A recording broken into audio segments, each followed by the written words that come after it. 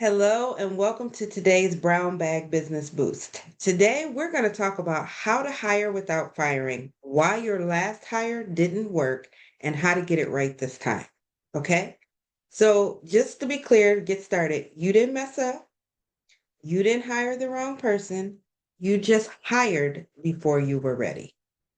So, welcome again. My name is Yolanda Churchwell. I am the CEO's fractional COO. And if you've ever hired someone only to end up right back in the weeds, doing it all yourself, then this is where you want to be today. This is what you need to be able to move forward and get it right next time. In the next few minutes, because y'all know I'm not going to be here long, this is fit right in on your lunch break. I want to break down why your last hire didn't work and what you want to do differently so you can stop that hire and fire cycle, delegate with confidence, and build a team that scales your business with you. So, not creating a team that you would have to micromanage. Does that make sense? Okay, let's jump right in. So, why do most hires fail before they even get started? Let's start there. That's a good basic place to start. If your last hire or if you have not hired and you are so overwhelmed because of what you heard other people to say, not knowing which direction to go, this is going to help you as well. But if your last hire left you feeling more overwhelmed, more frustrated, and more broke because it costs quite a bit of money than before, just know that you're not alone. Okay. This is a safe space. Okay. We are going to be able to get to the bottom of it and get you what you need to do so that you can move forward. Most six-figure CEOs are told just hire a VA. But that's a myth. That's a misconception. The truth of the matter is, you don't always need help, but you do need clarity. What happens is a lot of times you hire a VA, you get them in there, they looking at you looking at them, they're not sure what they're supposed to do, you're not understanding why they're not doing things, you feel like they're not performing, you feel like you could do it easier, it would be easier if you just did it yourself, and so you let them go only to turn around a few months later and go to hire someone else on your team or hire a VA again and go through the same motions. Well, the problem is not the VAs. Gonna step on some toes here. The problem is you. The problem is your lack of processes. You did not properly define the role. You didn't document the process. You did not set an expectation of what you wanted. And if you're being completely honest with yourself, you did think some of those things they could just figure it out on their own because doing it, certain tasks are the same no matter how you do them, but they're not the same as how you need them done in your business or how you do it based upon how you move the systems and processes that you do have in place. Okay. So delegation, it just doesn't work like that. You cannot scale confusion, but you can create disaster. And so if that has happened in the past, okay, that's what has happened. And that is why many hiring um end up in failure because you did not take the time to set the foundation. If you heard me talk at all, let's say a plan not to fail is not the same thing as a plan to succeed. You have to have a foundation for your success. Well, if you want to build teams that are going to last, you have to have a foundation. You need to define the role, you need to document the process, and you need to make sure that you set expectations. Set that person up for success because when they succeed, your business succeeds, therefore you succeed. All right. So then there's the difference between a doer and a thinker or a doer and a dream team player. Okay. Um, it's some things that you need to keep in mind when you are getting ready to hire. First of all, you're not hiring a clone of yourself. I'm not going to have a bunch of mini Yolandas out here who are able to focus in on one part of who I am and do things exactly the way that I did them. For two reasons. One, that's cheating yourself because you don't know what somebody else can bring to the table. They could bring something to the table that's that extra secret sauce that helps you to do what you're doing even better. They can bring something to the table that adds to what you have. And the second thing is you don't want people to do things just like you do them. You're not looking for a clone of yourself. You want it done right, but you want people to perform with a spirit of excellence. That's what I like to say, a spirit of excellence. I don't need them to do it just like me, but I do need it done in a way that is of excellence. It's done, it's quality work, and they're able to feel free and feel themselves, which means that they're going to take some ownership, which means they're going to do an even better job. Is that making sense? Okay. So just know that you're not hiring a clone, you're actually hiring for excellence, a spirit of excellence. Then you want to define success in the role, not in your personal preferences. Okay. What that means is you need to let go of perfectionism. You need to let go of, is this person my friend? See, a lot of times when you are a business owner, you work, especially a small business CEO, your contractors, your employees become close. They become, sometimes they become even like family, they become friends. But you have to operate your business like a business. I actually have a client right now, and she's running into something like this because she's created this great atmosphere to work. And so even now, when she's trying to let somebody go for a good reason, they don't want to go. But in reality, nothing has changed from when she let them go till today that says that you should bring them back. Now, will they get to come back? That's a possibility, but there's some steps that need to take place before she can make that determination. And so I say all of that to say, don't base it on your personal preferences. Keep your emotions out of it, because your role, your goal, your responsibility as a CEO is to make sure that your business operates another day, one day at a time. And so you have to take your emotions, you have to take your personal preferences out of it. It's kind of like what I say about social media. When you in your emotions, stay off the book. Too many people get on there and make reckless comments that they don't need to make because they were in their emotions. I've been right now on our timeline. It's plenty of posts about the sports person of the year and the BET awards, and how this one person's poor sportsmanship is just not good. Another example is Coco won the tennis match, and that young lady, her sportsmanship is just, don't be that person that just, you got to take your emotions out of it. Okay. And then remember that the right team player is going to innovate, not imitate. We grow up and we learn you need to be a leader, not a follower. Well, you don't want to create these little minions that follow you around and are yes people. You want someone who's an innovator, who's going to say, well, have we considered doing it this way? Have we thought outside of the box that way? Do you know that this is an opportunity? Do you know that this exists? You want people who bring things to the table. As old folks say, if you're the smartest person in the room, then you need to find a new room. Make sure that you're creating a team that is inclusive, a team that makes room for people to be innovators, a team that makes room for people to bring their special sauce and add their part to the puzzle. Because again, then they'll have ownership and it means so much more to them. And it will decrease your disappointment, because if you always looking for somebody to do things exactly the way you did it, you always going to be disappointed, because there's only one you. Okay. So let go of perfectionism.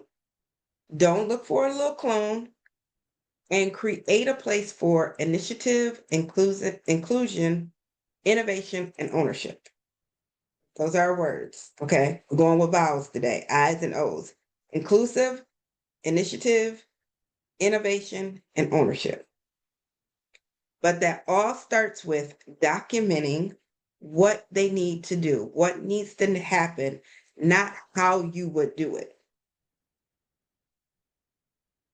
Okay. All right. So then moving forward, you've decided, we already know now that we know we're going to set them up for success, not for failure. We know that you want to create a safe place where people can come in and they can innovate, they can own their roles. You don't just want little minions who are trying to be exact replicas of you. So then the next step is that you want to make sure that you are doing all of the things before you hire in the pre-hire phase to ensure that once you hire them, you won't have to keep doing it. Let's be honest.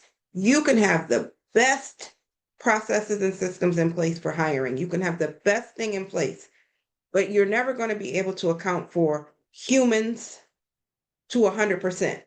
So there are going to be times that you hire and it looked like it was the best decision based on the process, based on the responsibilities. You thought that you had it, but it just didn't work.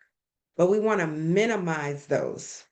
Okay. So there's some things that you can do during your hiring phase, during your determining if this is the person for you, that's going to minimize those possibilities. Okay. So I want to share what I like to call the pre-hire power test. Okay. The pre-hire power test. I had to look at that and make sure I was saying it. That's a bit of a mouthful. So you want to ask 3 questions. Okay. 3 questions. The first is, do I have a clear outcome this role is responsible for? What am I hiring this person for, basically?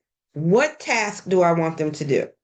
Stop hiring for job titles. Stop saying, oh, I need a VA. I need a social media manager. What task do you need done specifically? What is it that you need them to do specifically? Do you have a clear outcome that this role is responsible for?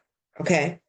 Then, once you're clear on what role, what task they need to do you have an SOP and or systems in place to help them succeed? Do you have some directions written down on what it is they need to do and how they need to do it so that they know what they're doing? Do you have a checklist? Do you have a system in place so that you can check to see what they're doing? When you start out and you create that SOP is the building block for all of the things associated with team. Let me show you how it works. Okay, so you create the SOP and you say, this is how I want you to create a blog on a weekly basis. And this is what I need you to do to create it, to post it, to follow up, all of the things. Okay, that's what you need. So now you need to hire someone. So you're going to write the job description. Well, you need someone who knows how to do those things, those tasks that you listed out in that SOP. Do you have experience with blogs? Do you know how to word them? Do you know the difference between a blog and a newsletter? Do you know how to post things? Which systems do you work in? That's going to help you to be able to write out the job description. Then after you get the job description written out, then you need to create the interview questions. So what would you do in a situation where you went to post a blog and there was a technical snafu and it didn't post? What do you do?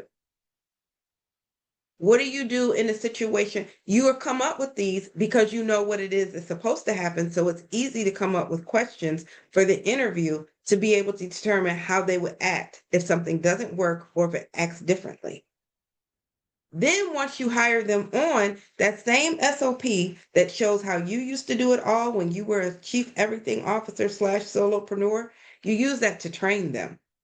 You use that so that they'll be able to do the job.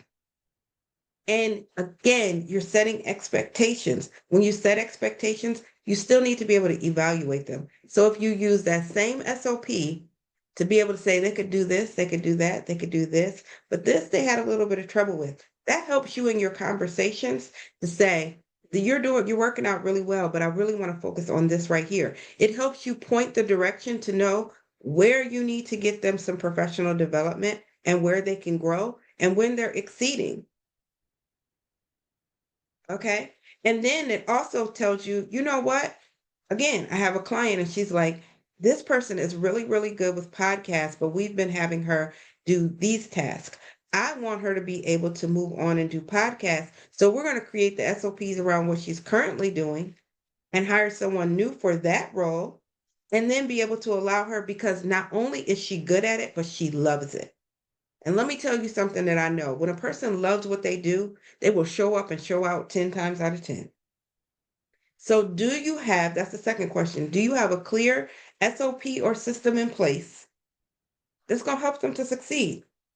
And then the last question is, do you have the time to onboard, to train, and support this person effectively?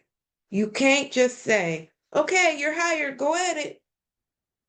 You need to make sure that you're taking the time so that you set them up for success. Make sense? Okay. If you can say yes to all three of those questions, you're ready to hire. But if you can't, you're not ready yet. And that's okay, because now you know what you need to do in order to be able to get ready to hire. So if this message hit home with you, it's talking about, why many hires fail from the giddy up, talking about the difference between a doer and a dream team player, creating a place where people feel like they can innovate and bring something to the table, and then the pre-hire power test, those three questions. If you don't feel like you can answer those yes right now, then I want to personally invite you to come to my upcoming live webinar on Thursday, June the 26th. It is titled How to Hire Without Firing: 3 Steps to Build a Lasting Team and to Delegate Like a Visionary CEO. It's time to stop doing all of the things on your own, running around like a chicken with your head cut off, being a chief everything officer. It's time to step into the role of visionary CEO, and it's time to get off of the hire and fire hamster wheel. Okay? So in this training, I'm gonna walk you through the same framework that I use with my private clients to make sure that we get their mindset right around leadership and delegation. Because as a CEO, there's some work you got to do in you beforehand. We're going to build the processes so that you can step back and allow them to do the work so that your business can scale. And we're going to help you to make sure that you hire the right team member the first time. We want to get rid of, like I said, the hire and fire hamster wheel. And I just want to say, for those of you who are like me and you know that there is no one cookie cutter approach, that, there's more than one way to skin a cat, and there's specific things that will work, some customization that everybody needs, then you also want to not only register, but you want to upgrade to VIP.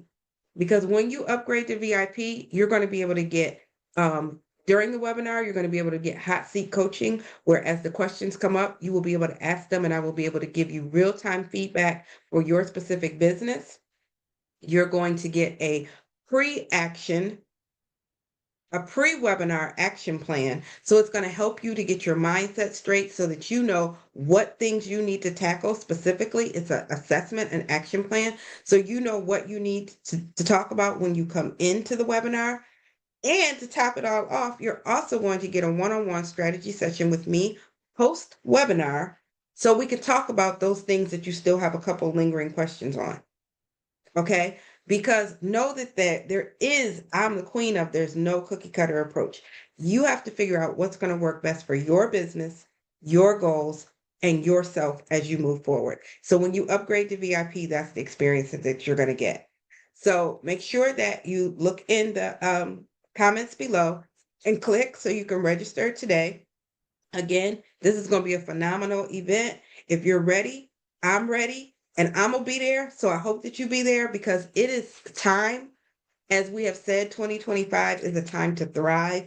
And in order to thrive, you need to be able to move forward, to build a team. And it's time to figure out why what didn't work, why what you did not work, why what you did not work previously, or to make sure that you avoid those pitfalls as you do begin hiring so you can get it right this time.